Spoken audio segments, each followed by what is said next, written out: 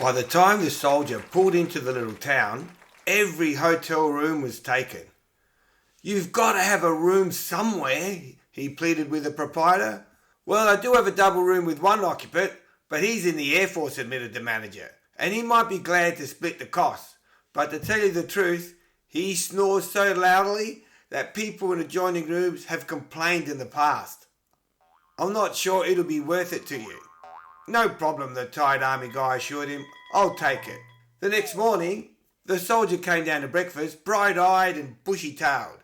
"How'd you sleep?" asked the manager. "Never better," said the soldier. The manager was impressed. "No problem with the guy snoring all night long?" "Nah, I shut him up in no time," said the soldier.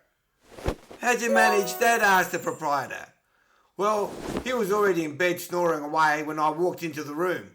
So I gave him a kiss on the cheek," explained the soldier.